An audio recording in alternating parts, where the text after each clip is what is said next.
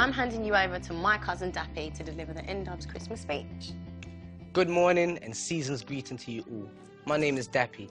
Fingers crossed Santa's been good to you and your favourite film is on the telly this afternoon. Looking back over 2010, it would be foolhardy for anyone to claim it has been an easy year.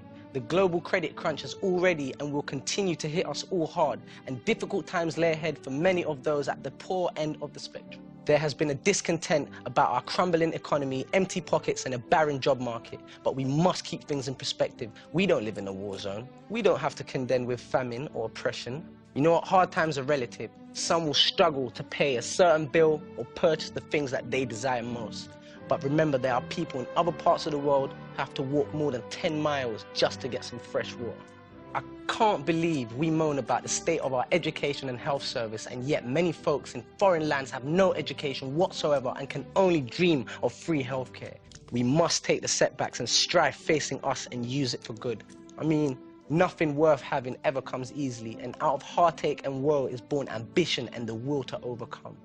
It's at times like these that what we do have is so important. Families come together and take strength from each other's support and love.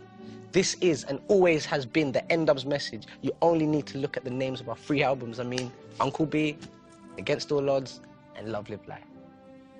I look around and I'm absolutely horrified by the readiness of youths to dispense casual violence whilst acting as if the world owes them something. I mean, it saddens me when I hear kids talking proudly about how poor their grades are or they just don't give a you-know-what.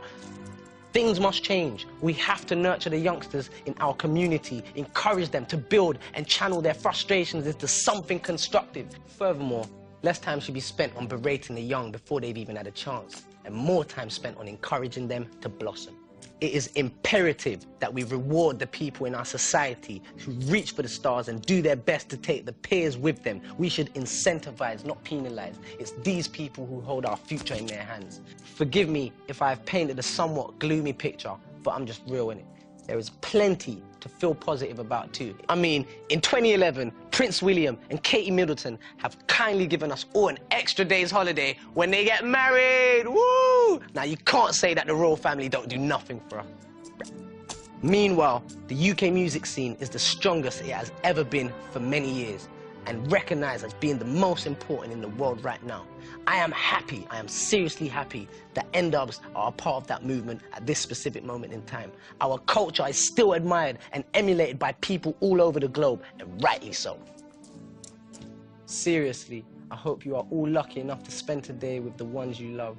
To all those fighting abroad, away from their mothers, fathers, wives, husbands, girlfriends, boyfriends, and children, let me speak for the nation and wish you all well. And I would personally, seriously, personally like to thank you for the sacrifices you have made for me, my family, and especially our country. You know what? Someday, I hope we can all put down our weapons and cease to be a world at war. Just imagine what the human race is capable of if we all work together. But until that day, as our troops do their bit to protect the liberties and values we hold dearest, I ask you, remember where you live and what that stands for. This is not just Britain. This is not good Britain. This is great Britain. And that's more than simply a name. It's the people who live, love, and die here. It's you. With each breath you take and each decision you make, remember the eyes of the world are on you. So do your best to live up to our country's name. So thanks for listening. To you and your family, I wish a happy Christmas and a prosperous New Year.